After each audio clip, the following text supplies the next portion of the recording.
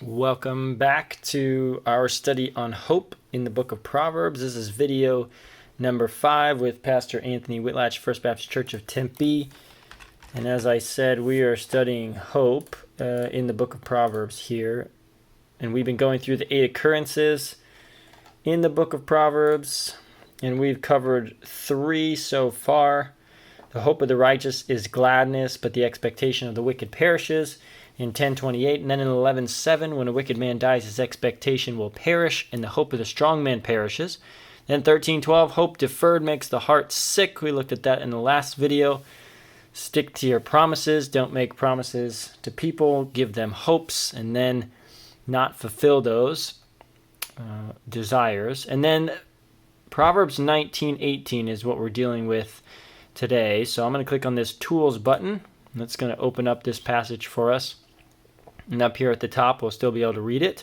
Proverbs 19:18, discipline your son while there is hope, and do not desire his death. This is pretty straightforward as usual. Discipline is a part of parenting. While there is hope is basically while your child is still alive. The second line of this verse in Proverbs, you may notice that the line 1 and line 2 are almost always connected. And in line 2, the instruction is not to desire their death. So the understanding would be if they're not dead, if your child is not dead, there's still hope for them to change, which means it's still your job as a parent to do the disciplining. Now, there's all kinds of questions about what does discipline look like in the Bible. And so you could go here to the word discipline, which is this very first word here. And you can see that even if you don't read the Hebrew. It'll break it down for you. And we could click right here and find out if the meaning that we're giving to the word discipline is really the same as the Bible gives to it. So we'll go down here. We see that it's a verb here.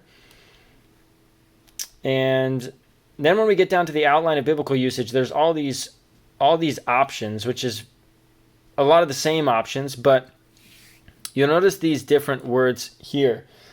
Now, these are different forms of Hebrew verbs. So the call, nifal, pl, hifil, nithpael. And so this might be somewhat confusing, especially if you don't know Hebrew.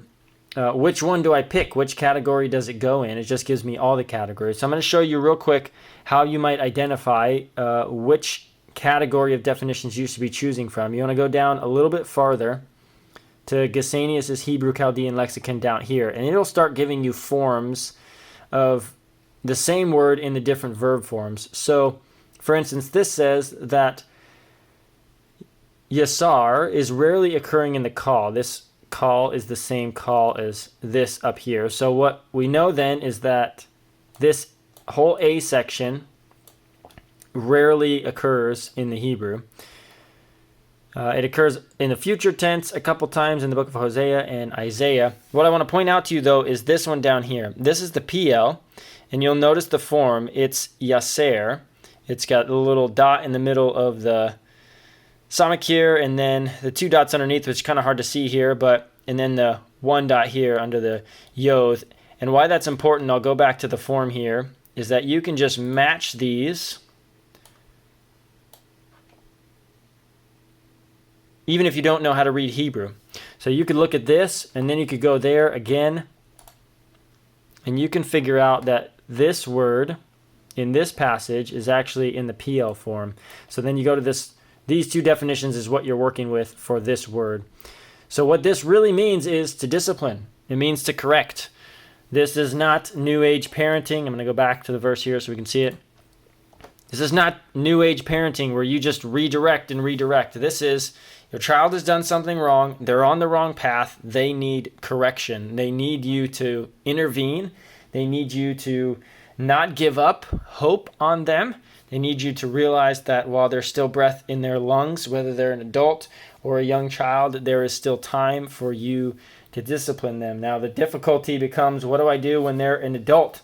Maybe my child's an adult. Do I still have the instruction to discipline them? And I think that you do. It may look different for adult children than for children, say, still living under your household may look more like setting boundaries instead of necessarily punishing them or taking something away. May look more like stopping financially bailing them out. That may be the discipline you offer to your son or daughter. Keep in mind that this is not just sons here. This could also apply to daughters. For an adult child, it might mean not letting them stay in your home anymore. You're an adult. You're not abiding by the rules. You got to go.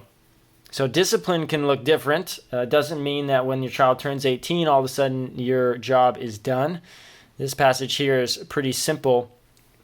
It's just discipline your son while they're still alive, or your daughter.